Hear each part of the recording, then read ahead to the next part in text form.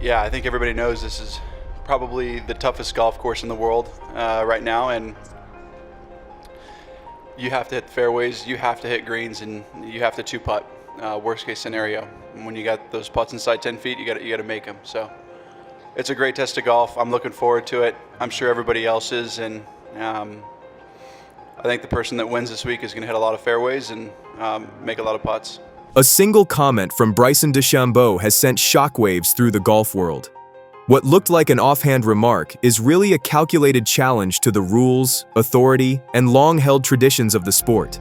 Behind it lies a story about power, legacy, and influence few are talking about, and I've uncovered everything they're keeping hidden. Silent fault line.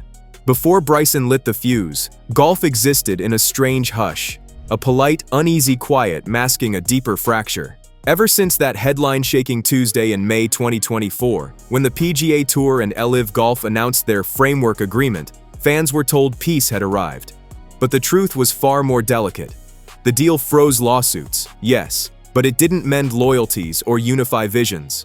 Tradition and disruption simply agreed to stop throwing punches, not to stand together. It's been an amazing year. So grateful to have won the US Open, worked hard to win at Pinehurst, and have been playing some good golf after that. Still fine-tuning, working hard on my game. Played well this year in the majors, didn't get across the line in the Masters, the PGA. Won in Korea. It's just been a lot of fun, and the fan support, the people that, even out here this week, it's already crazy, and I love them. The PGA Tour moved forward with its calendar, but every tournament felt like it was shadowed by unfinished business. Committees met behind closed doors, negotiations leaked in whispers, and every rumor added pressure to a system already buckling. LIV Golf, meanwhile, staged its own spectacle: louder crowds, bigger purses, and broadcasts built around personality. But regardless of how electric the competition looked, its players operated in a strange limbo.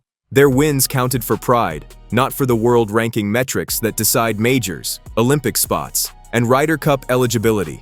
Into this split stepped a different Bryson DeChambeau. The same player once dismissed as the scientist, a walking equation with a driver, had reinvented himself on the LIV circuit. As captain of Crushers GC, he wasn't tinkering in silence anymore. He became a performer, a leader, a driver of storylines. LIV's newfound freedom let him speak more boldly, embrace its showmanship, and play a brand of golf that matched his personality. And the results backed the theatrics: towering drives, consistent contention, and a team built around his intensity. By the start of 2025, Bryson wasn't just another headline within the LIV ecosystem. He was one of its defining forces, a symbol of the shift, a disruptor who had grown comfortable carrying the noise around him. And with the Ryder Cup inching closer, every comment, every appearance, every hint felt heavier. Under the surface, the entire sport simmered. Fans sensed the tension. Players worked around it. Executives tried to contain it. All it needed was someone willing to strike the match. Bryson made sure he was the one to do it. Rebel spark. The moment arrived quietly, packaged as another routine bit of tournament week chatter, the kind of exchange where players usually revert to safe language and familiar cliches. But Bryson DeChambeau had no interest in maintaining that veneer. His delivery was calm, almost understated, yet unmistakably deliberate. He wasn't offering speculation about team dynamics or tiptoeing around selections. Instead, he stepped directly into one of golf's most insulated traditions, the Ryder Cup. He didn't escalate, he didn't dramatize. Bryson simply articulated what he saw as an undeniable imbalance. That Taylor Gooch, fresh off a blistering year as the 2023 LIV golf champion, wasn't just slipping through the cracks, he was being structurally shut out. Gooch's streak of wins and top finishes had formed one of the most reliable statistical profiles in American golf, yet the official world golf ranking treated those results as invisible. No points, no upward movement, no opportunity to convert dominance into selection. In Bryson's view, this wasn't a clerical oversight. It was a systemic tilt, a barrier erected not by performance, but by allegiance. What gave his comments their weight wasn't the tone, it was the math. Gooch's numbers compared favorably, and sometimes decisively, to several automatic PGA Tour qualifiers. Yet because his success came from outside the established pipeline, his chances at representing the United States were evaporating in real time. Bryson framed this not as a personal grievance, but as a broader indictment. The idea that a sport defined by merit had allowed politics to outrank results. The golf world paused. His statement wasn't merely a defense of a teammate, it was a challenge to the unspoken hierarchy that had governed the Ryder Cup for generations. For decades, the event functioned as an unofficial extension of the PGA Tour, and Bryson had just questioned whether that boundary still served the modern game. Suddenly, the division in professional golf felt sharper. Those aligned with LIV heard validation. Traditionalists bristled at what sounded like an attack on legacy, and anyone tracking the build-up to the Ryder Cup could sense the pressure rising. The conversation Bryson sparked didn't fade. It spread. Ranking revolt. When Bryson launched his critique, the debate shifted from polite disagreement to a confrontation with the very architecture of professional golf. His commentary didn't merely highlight Gooch's statistical merits or question the procedural fairness of selection. It challenged the legitimacy of the official world golf ranking itself, the system that had quietly dictated careers, prestige, and access for decades. Bryson positioned himself not as a complainer, but as an interrogator of authority, placing a mirror up to a system long treated as infallible. In doing so, he reframed the conversation. This was no longer a debate about one player's merits. It was a debate about who gets to define excellence. Or you're Hatton, or you're Bryson DeChambeau, you're going to lean towards, I still want to win majors. Like, that's still the most important thing in my career. So I think that has more to do with this. Bryson's criticism was precise and unflinching. He labeled the OWGR outdated, biased, and incapable of accounting for the evolving landscape of professional golf, particularly the emergence of a league operating outside traditional frameworks. According to him, Gooch's rank wasn't a reflection of skill, but of exclusion, a product of institutional inertia, resisting acknowledgement of new realities. The implications were profound.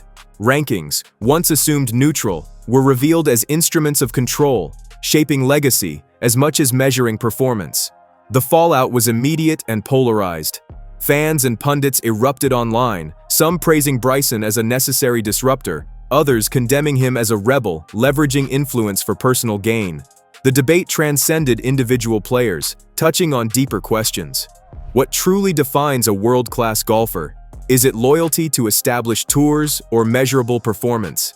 And ultimately, is the Ryder Cup about preserving tradition or honoring merit? Bryson's intervention forced golf to confront its own contradictions, transforming the tournament into a crucible for the sport's evolving identity. Tradition trembles. The response to Bryson's challenge was swift, sharp, and uncompromising. The kind of pushback only golf's established guard can deliver. Tradition, long the unspoken authority in the sport, flexed its muscles immediately. Players, analysts, and retired legends who live and breathe decades of PGA history framed Bryson's stance as entitlement disguised as critique. You left the system, they seemed to say, now bear the consequences. Their reaction was blunt, almost surgical in its clarity. No nuance, just a stark reminder that choices carry costs. Just experiencing what the fans are giving me, I mean, it's so much energy. The only reason why I'm still here with this much energy is because of them. And even last week in Virginia, the crowds were really great and pumping me on. And am I tired? For sure. But am I excited? I'm more excited than I am tired. To the old guard, Bryson and Gooch were not victims of exclusion. They were architects of their own separation. Departure from the PGA Tour meant stepping outside its established structures, forfeiting built-in pathways, automatic OWGR points, and the conventional roadmap to the Ryder Cup. Signing multi-million-dollar LEV contracts was a conscious trade-off, and by publicly questioning the system afterward, Bryson triggered a tension that felt both ironic and unavoidable. Critics framed it as a paradox. The very rebels who walked away were now demanding inclusion on merit alone, challenging the principles they had ostensibly abandoned. But beyond rules and rankings, the issue cut deeper. The Ryder Cup is built on shared history, camaraderie forged over seasons of competition, and a cultural continuity that underpins team cohesion. Dropping players who existed outside that ecosystem into a week defined by trust, loyalty, and collective identity risked fracturing the subtle chemistry that fuels performance. Tradition wasn't merely resisting, it was grappling with a collision of principles: merit versus loyalty, fairness versus precedent, integration versus legacy. Golf had no roadmap for reconciling these pillars when they collided, and the sport felt the tremor in every corner of its carefully curated world. Captain's quiet. At the eye of the storm stood Keegan Bradley, newly appointed captain of the 2025 U.S. Ryder Cup team, embodying a silence that spoke louder than any argument. In a week defined by controversy, Bryson's outspoken critique had set the world ablaze, yet Bradley's measured inaction became its own form of commentary. No rebuttal, no concession, not even a hint of acknowledgement. His restraint carried the weight of history, tradition, and authority. In that quiet, the sport heard more than words ever could. Just throw everything out the window and just call it a day. No, I mean, I still use a lot of the basics, but putting's usually a difficult thing for me to control speed, and we did a good job of that this week. I barely three-putted, and that was my goal going into it, and coming back next year, and that's another goal of mine, is if I can keep doing that and give myself better chance with a new golf ball, hopefully, some flighted shots, and give myself a chance to win the Claret Jug. Bradley personifies the traditionalist wing of American golf. Loyalty coded into every decision, a career shaped by the PGA Tour's rigorous pathways, and an ethos that prizes patience, grit, and unbroken allegiance. His appointment as captain was more than ceremonial. It was a signal that the old guard remained firmly in control, that the rules, culture, and values of the established tour still defined the boundaries of inclusion. When Bryson demanded a seat at the captain's table for Gooch, Bradley faced an impossible calculus. Agree, and he risks alienating those who remained loyal. Refuse, and he could be framed as inflexible, a barrier to evolution. His silence resolved nothing outwardly, yet communicated everything. The burden of reintegration rested entirely on the players. The authority of tradition was non-negotiable, and the Ryder Cup's internal deliberations would remain veiled. Each hour of quiet expanded the gulf between PGA loyalists and LIV insurgents, revealing that in golf, sometimes inaction speaks with far more force than even the loudest protest. Legacy roulette. As the initial shock of Bryson's intervention began to settle, a weightier, more consequential truth emerged. He had just put his legacy on the line. Not a single tournament, not a fleeting headline, his entire standing in the annals of American golf. By challenging the system, questioning the selection process, and demanding recognition for Gooch and his peers, Bryson transformed a roster debate into a referendum on the sport's very identity. Every argument, every media frenzy, every fan reaction became part of a larger reckoning. If his push succeeds, if the system bends and LEV players are fully integrated, Bryson ascends as the revolutionary architect of a new era. The disruptor who insisted that merit, performance, and modern realities take precedence over entrenched politics. His name would be remembered not merely as a champion on the course, but as a figure who expanded the boundaries of inclusion and challenged golf's long-standing orthodoxy. But the alternative is equally stark. If tradition maintains its fortress, Bryson risks becoming the cautionary emblem of ambition misaligned with opportunity. A talent forced to watch from the sidelines as the stages where legends are forged remain closed. A poignant reminder of how challenging the old order can come at a personal cost. Every decision, every tee-off, every roar and jeer at the 2025 Ryder Cup will resonate with the question he exposed.